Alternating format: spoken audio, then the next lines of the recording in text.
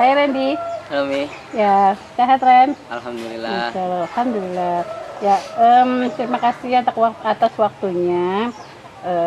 Ini mau sharing-sharing nih sama kamu tentang perjalanan kehidupanmu dari yang sebelumnya tinggal di rumah dan sampai saat ini tinggal di sini di RBC Paski dan harapan ke depannya. Boleh dong? Oke. Nggak apa-apa ya, jangan tegang ya. Iya. Dan sharing ini tidak bermaksud untuk mengorek luka yang sebelumnya, tapi harapannya berbagi pengalaman tentang kehidupan untuk remaja-remaja atau anak-anak di luar sana yang kehidupannya mungkin harus lebih banyak-banyak bersyukur, dan banyak juga teman-teman yang harus belajar tentang kehidupan untuk bisa lebih banyak-banyak bersabar. Oke, kita mulai ya Ren? Ya. Oke, yuk sebelumnya kamu kenalin dulu, perkenalkan dirinya, terus tanggal lahir dan tempat tinggal dan kondisi kamu waktu kecil seperti apa sih? Silakan. Perkenalkan, nama saya Randy Abdul Marlan. Biasa dipanggil Randy. Saya lahir di tanggal 3 Mei 2006. Wah, berarti usianya berapa Ren? 18. 18 tahun. Oke. Ini anak keberapa? Anak kedua. Dari berapa bersaudara? 4. Anak kedua dari 4 bersaudara. Ya. Laki perempuannya berapa? Lakinya 2, Punya kakak berapa? 1. Punya kakak 1, punya adik? 2. Dari 2. Oke. Ibu bapak masih ada Ren? Masih ada. Alhamdulillah. Masih bersama atau sudah masing-masing terpisah atau udah berpisah, beda, sudah tidak berstatus orang tua atau gimana? Udah pisah. Sudah pisah. Berarti ibu dan bapak sudah pisah tempat tinggal. Ya. Dan ibumu sudah, kapan terakhir kamu nelfon ibu? Kemarin. Baru kemarin. Iya. Gimana kabarnya ibunya? Alhamdulillah sehat. Alhamdulillah sehat. Bapak gimana bapak? Sama sehat alhamdulillah. Alhamdulillah. Masih hubungan baik ya antara keduanya ya? Iya, masih. Oke, alhamdulillah. Kamu gimana waktu masih kecilmu dengan ibu bapakmu? Waktu kamu masih kecil, pisahnya kapan itu? Waktu saya kelas 5. Kelas 5 SD. Iya. 2 SD, berarti sekarang kelas Kelas 12. berarti sudah lumayan jauh ya. Iya. Lumayan lama gitu ya. Oke, dari kamu kelas 5 sampai kamu dari kecil sampai kelas 5 itu gimana kehidupanmu dengan orang tuamu, kondisinya? Kondisi keluarga Ya. dari kamu kecil sampai mereka sebelum pisah itu gimana hubungannya? Hubungannya mah baik nih. Ya. Sampai akhirnya mereka pisah. Sampai akhirnya pisah, ya saya jadi korbannya. Korban untuk orang tua yang berpisah. Iya. Emang apa yang dirasain setelah kondisi ibu bapak berpisah? Kita juga kayak kurang lengkap gitu. Kurang lengkap. Apanya? Iya. Hubungan keluarganya, maksudnya kan kalau kita kalau ngeliat temen ya, temennya punya masih ada satu rumah sama orang tuanya. Nah, kita mah harus pisah, jadi bingung harus pilih yang mana. Kalau kita pilih mama ya bapaknya ini, kalau kita milih papa mamanya kayak gitu, saling ini. Itu yang kamu rasain. Iya. Terus dampaknya ke kamu apa setelah terjadi perpisahan itu? Setelah kamu ngerasain seperti itu, dampaknya apa yang kamu alami? Kamu ngerasa jadi gimana? Jadi ngerasa kayak kayak nggak dipedulin gitu ya. Gak dipeduli. Iya. Tapi kamu masih berhubungan baik sama mereka? Masih. Apa saja yang terjadi ketika kamu, kan tadi kamu bilang kamu sudah merasa kesepian karena orang tua nggak lengkap. Terus apa yang kamu alami ketika kamu merasa kesepian itu? Apa yang kamu lakukan, apa yang kamu perbuat di masa-masa itu? Main kagak pulang-pulang, itu kita juga ngamen, Hmm. nyari duit. Oh gitu, sempet ngamen? Sempet. Oh, oke. ngamen apa tuh? Ngamen naik turun angkot apa ngamen ke keliling-keliling rumah atau apa? Keliling nih. Keliling. Tapi ngarak kita pakai ondel-ondel ngamennya. Oh, ngamen dengan pakai ondel-ondel. Iya. Berapa lama kamu ngamen? Setahun ini. Setahun. Iya. Sampai dari kamu ngerasa kesepian, tidak dipedulikan orang tua, terus kamu akhirnya terjun ke jalan, ngamen dengan teman-teman. Iya. Kamu kenal dengan teman-teman di jalan yang ngajak kamu ngamen apa kamu sendiri? Awalnya mah diajak. Kalau diajak akhirnya ikut. Iya. Oke. Terus setelah ngamen itu pulang ke rumah nggak? Jarang tinggal dengan teman. Oke. Terus sampai 1 tahun. Iya, enggak juga Mi. Kan ya hampir setahun lah. Tapi kadang kita pulang berapa hari gitu. Ngamennya ini sendiri berapa lama? Setahun. Sampai 1 tahun. Oke. Dalam ngamen itu apa aja yang kamu rasain? Hal apa yang pernah terjadi di diri kamu selama kamu ngamen dalam 1 tahun itu? Dengan tidak kamu pulang ke rumah, tidak ketemu saudara, keluarga, terus selama 1 tahun itu kamu ngamen, apa yang kamu alami? Banyak lah Mi. Gak apa-apa, ceritakan saja ini biar berbagi pengalaman dengan teman-teman yang lain. Yang saya lakuin di jalan ini kayak apa sih? Minuman, Oke. menggunakan obat-obat. Oke. Nah, Itu kayak gitu tuh kemauan sendiri atau diajak sama temen? awalnya diajak. Oh, diajak. Iya, itu lama-lama ketagihan ya, jadi kita habis pulang ngondel gitu dapat duit beli buat Apa ngerasain kayak gitu tuh untuk apa? biar kita pede gitu Mi buat ngamennya, buat ngondelnya juga biar nggak terlalu capek gitu memakai kayak gitu. Oh, oke. Pernah ngalami pengalaman apa selama kamu ngamen, hal yang paling tidak enak yang pernah kamu rasakan? Di ini sih siram air Mi. Iya Kita ya. lagi ngondel. Ya. Nah terus kita lagi ngondel, ngarak kan lagi ngetrekin tuh ke rumah. Ternyata rumah itu rumah orang Betawi, disiram air. Kaget. Itu basah dong ondel-ondelnya gitu atau Iya, gimana? sampai son-sonnya dia basah mungkin, jadi pakai son selempang gitu dulu ya, oke. nggak didorong. Nah, saya megang son sama ketrekan. 3 orang tuh saya. Satu makan ondel, 2 megang ketrekan sama son kan. Oke. Saya lagi ngetrek, tiba-tiba disiram. Kaget langsung lari. Nah, mulai udah sampai situ tuh kagak pernah lewat gang situ lagi. Oh. Itu hal yang paling nggak enak gitu. Iya. Oh. Sampai disiram air, rusak dong berarti alatnya. Iya, sempat rusak. Kira dibenerin. Okay. Ada lagi pengalaman yang kayaknya nggak bakalan terlupakan.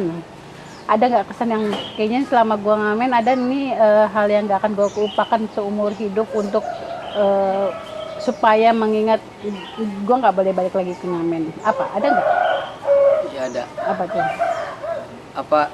Saya ketahuan ngamen sama bapak ya. Oke. Itu dia ngomelin nih, sampai pengen digebukin. Di mana ya? Di rumah. Ketahuannya Kayak ada yang kenal. Habis itu dia ngasih tahu ke bapak kan. Tiba-tiba sampai rumah saya hampir digebukin Mi. Oh. Nah, itu yang bikin kamu kapok. Iya, tapi di situ juga saya ngelawan ya, jadi berantem sama bapak. Ya akhirnya saya kabur tuh dari rumah. Oh, berarti sebelumnya kamu itu tidak diizinkan ngamen. Iya. Cuman karena kamu salah pergaulan, diajak teman, akhirnya ngamen dan gak pulang-pulang. Terus akhirnya kamu ketahuan sama bapak, kamu disuruh pulang, malah kamu berantem dan akhirnya kabur lagi. Iya. Oh gitu. Kemana kaburnya? Ke tempat temanmu yang ngamen apa gimana? Iya. Jadi tuh kita berempat tuh. Dulu saya sama teman saya tuh berempat, sama abang saya juga ya. Sama abang saya berempat tuh. Jadi yang satunya juga itu dia masalah sama keluarganya, jadi pernah nginep di rumah saya. Yang satunya lagi juga dia juga masalah juga nginep di rumah saya tuh. Nah pas saya keluar dari rumah kan, kabur dari rumah. Nah saya kira udah berempat-empat tuh tinggal di mana, terminal Jati Jajar. Ya tidur kadang di tempat sanggarnya ondel-ondel tidurnya. Itu lokasinya di mana kamu waktu ngamen, itu daerah mana? Daerah Tapos. Daerah Tapos Cibinong. Iya. Depok ya? Iya, Tapos Depok ya? Depok. Daerah Depok. Ya, Depok sekitar ya. Berarti. Terus ketika kamu kabur, berarti kamu melanjutkan ngamen lagi dan nggak pulang-pulang setelah habis ketahuan sama bapak diparahin. Pulangnya kalau lihat-lihat kondisi rumah ada apa-apa apa enggak. Oh gitu. Iya. Jadi tuh sebenarnya kamu itu termasuk dalam karena salah pergaulan yang ya mungkin ada faktor lain, cuman tapi kan sebenarnya orang tuamu tidak mengizinkan kamu untuk ngamen, cuman karena lingkungan keluarga yang bapak dan mamanya pisah dan kamu merasa tidak dipedulikan, akhirnya kamu memutuskan untuk mandiri tapi dengan salah pergaulan. Itu mungkin seperti itu kali ya. Iya. Ya, itulah pentingnya kenapa kita harus nyari teman, cari lingkungan atau circle yang baik, karena akan mempengaruhi arah kita mau apa, mau kemana gitu. Oke, lanjut lagi. Jadi setelah kamu udah selesai dengan kabur, setelah itu apa lagi yang kamu lakukan? Berarti kamu putus sekolah dong ya?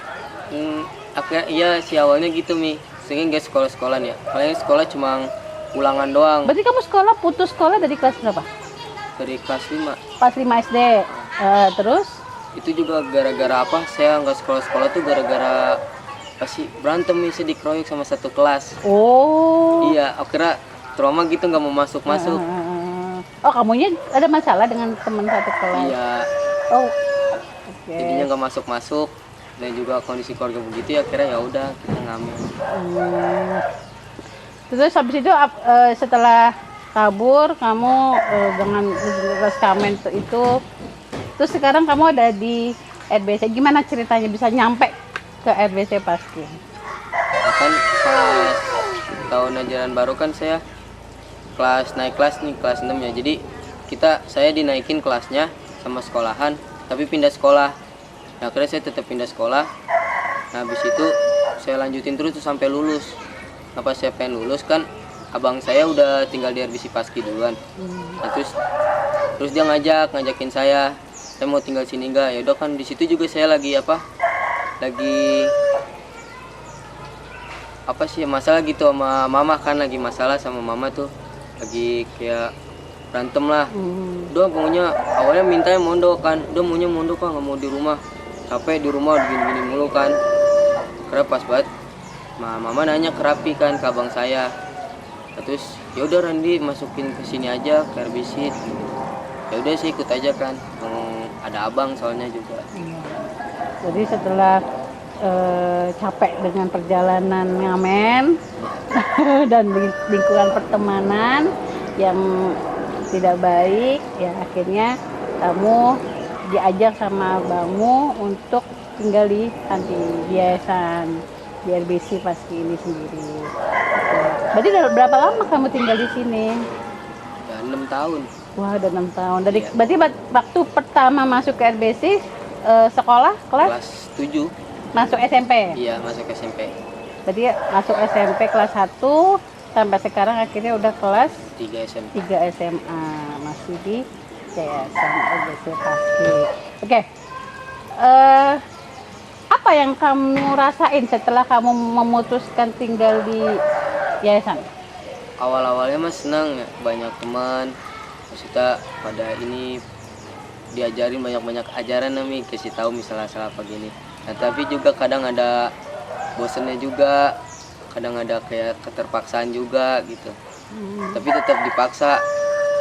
Saya pernah ngomong sama abang, bang mau pulang aja dah. Sama abang nggak boleh, malah dinasihatin gini-gini. Kalau lu di rumah bakalan ini lagi gitu kan. Kira lu mau berubah gak? Katanya gitu. Ya udah, saya ikutin abang. Oh gitu. Apa aja yang kamu dapat? Apa yang kamu dapat dari sini, dari yayasan? Apa yang sudah kamu dapat dari yayasan? Apa saja yang kamu dapat? Dari awal kamu masuk ke sini Mungkin sampai saat ini setelah 6 tahun berjalan, apa yang kamu rasakan, apa yang kamu dapat dalam perjalanan 6 tahun kamu dengan RBC Bakti? Perhatian yang lebih nih dari sini. Apa itu? Bentuknya seperti apa? Bentuknya kayak misalnya saya salah gitu ya, dikasih tahu, kalau enggak dihukum apa di mana gitu kan. Jadi saya bisa berpikir sendiri kalau oh berarti salah nih. Jadi kita nerima aja. Kadang kan kayak kamu juga di rumah juga kan, waktu kamu berbuat salah juga pasti orang tua ini dong Iya. ngarahin, berarti kan juga sama sebenarnya perhatian gitu ya. Jadi perhatian yang kamu rasain di sini, apa dampak dirimu yang setelah kamu menjalani saat ini, apa dampaknya, apa yang udah kamu rasain banget, rasa syukur apalah yang bisa kamu terima sampai saya bertahan di 6 tahun dengan RBC Bakti itu, dengan rasa perhatian yang kamu dapat di sini, apa yang kamu rasain dampaknya? Bisa apa? Terus lanjut sekolah nih. Itu cita-citamu. Iya. Karena kalau di rumah Belum tentu. belum tentu. Apalagi dengan pergaulan yang salah ya. Belum Iya. tentu bisa lulus sekolah. Iya, belum tentu. Berarti kamu sekarang bersyukur dengan alhamdulillahnya kamu bisa lanjut sekolah sampai sekarang udah kelas 12 dengan berbagai macam yang dirasa ya. Iya. Apa kesannya apa ketika kamu sekolah dengan apa sih kesan kamu ketika kamu proses sekolah itu sampai kelas 12 nih, rasanya kesannya apa? Dengan teman-temanmu, dengan keluargamu, apa yang ingin kamu tunjukkan, buktikan kepada mereka bahwa kamu ini saya selesaikan kelas 12-nya, apa yang ingin kamu buktikan? Apa ya? Kamu sekolah nih, Iya. udah sampai sesuai dengan harapan. Setelah ini, apa yang ingin kamu buktikan, apa yang ingin kamu sampaikan? Setelah kamu sudah selesai kelas 12 dengan rasa perhatian yang kamu dapat, gitu. Apa yang ingin kamu buktikan, tunjukkan kepada teman-temanmu yang kamu tinggalkan, keluargamu, dan orang-orang yang sudah memberi perhatian kepada kamu, apa yang ingin kamu berikan, tunjukkan kepada mereka? Apa ya? Apa? Paham nggak pertanyaannya? Kurang paham. Kurang paham. Gini, kamu kan udah menjalani kehidupan ini dengan tadi kamu di rumah, terus kamu ngamen, kamu balik lagi ke rumah, terus kamu kabur, dan sampai akhirnya kamu tinggal di yayasan dengan 6 tahun perjalanan, dengan rasa-rasa campur, rasa senang, rasa terpaksa, rasa bersyukur, rasa perhatian yang didapat, rasa bisa sampai lulus sekolah, ya kan? Nah, sekarang apa yang ingin kamu tunjukkan, ingin kamu buktikan, yang apa yang kamu ingin kamu harapkan dari semua orang yang sudah ngebantu kamu sampai di titik ini? Yang saya harapinnya pengen sukses. Sukses itu kategorinya gimana? Ya berusaha. Apa? Berusaha misalnya kita menahan diri dari kelas 7 di sini gitu ya, Mi. Menahan diri, kita nggak boleh keluar, nggak boleh main, walaupun diajak teman-teman main kan. Itu nggak bisa ngapa kemana-mana, ngapain di sini cuma fokus ngaji sekolah. Nah pasti bakalan kita nahan diri dulu, pasti kalau kedepannya pasti bakalan baik. Apa cita-citamu? Di arsitek apa? Arsitek bangunan kayak gedung rumah gitu. Sampai saat ini cita-citamu ini sudah apa yang sudah kamu coba supaya mencapai? Orang kan untuk mencapai tujuan pasti ada langkah-langkahnya. Sampai saat ini sudah sampai di titik apa kamu bisa supaya mewujudkan cita-citamu? Apa saja yang sudah kamu lakukan untuk bisa mencapai cita-citamu? Usaha, Mi. Usaha apa? Ya apa ya? Berdoa, oke. Terus ikhtiar Dalam bentuk dalam bentuk belajar sekolah, lancar. Ini kan udah kelas 12 nih. Setelah lulus rencananya apa? Rencananya mah kerja Kerja. Kamu sekolah jurusan perkantoran. perkantoran. Cita-citanya arsitek. Iya. Ya nggak apa-apa ya. Melenceng dikit gitu kan. Untuk menggapai cita-citamu kerja apa yang untuk bisa mencapai itu? Apa harus jadi kuli dulu? Apa mau jadi? Ya mungkin Mi jadi pengalaman dulu.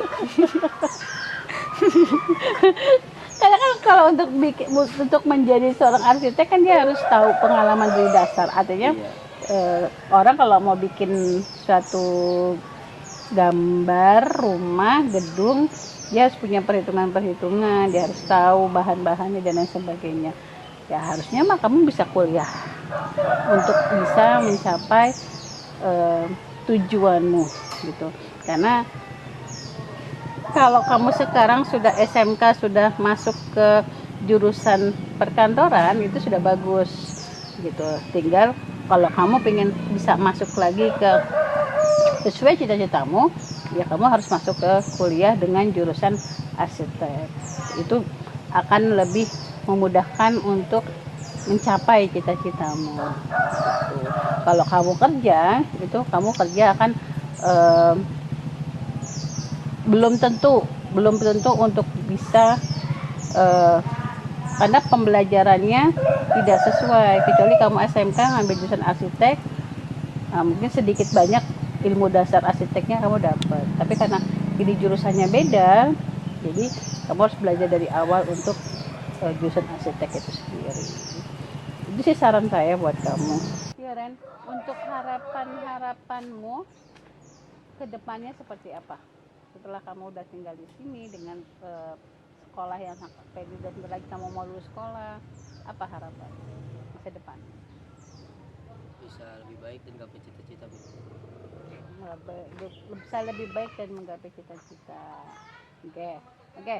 Dengan perjalanannya ini, apa yang ingin kamu sampaikan untuk orang-orang yang saat ini bersamain kamu sampai di titik ini, baik itu para pengasuh, pengajar, para orang tua dan para pemerhati, donatur yang sampai saat ini masih mensupport kamu untuk menggapai cita-citamu. Apa yang ingin kamu sampaikan?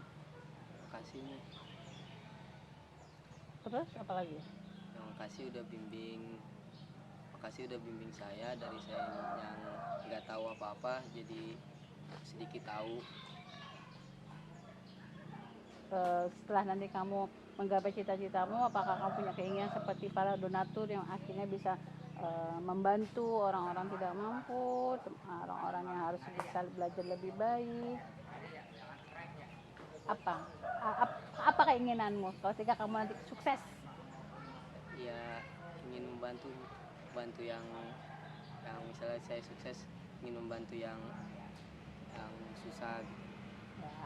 Ya mudah-mudahan apa yang kamu dapat saat ini kamu pun bisa nanti akan berikan kepada orang-orang lain yang membutuhkannya. Pokoknya semangat dalam belajar, semangat dalam memperbaiki diri, terus berdoa ibadahnya, dan jangan lupa ucapkan terima kasih kepada orang yang telah membantu kita semuanya, dan tetap semangat. Apapun yang sudah kamu alami, proses kehidupan itu akan terus berjalan, dan perubahan itu akan bisa terjadi kalau kamu siap untuk berubah dan menggapai cita-cita. Oke, gitu saja. Terima kasih Randy atas waktunya. Sampai ketemu lagi.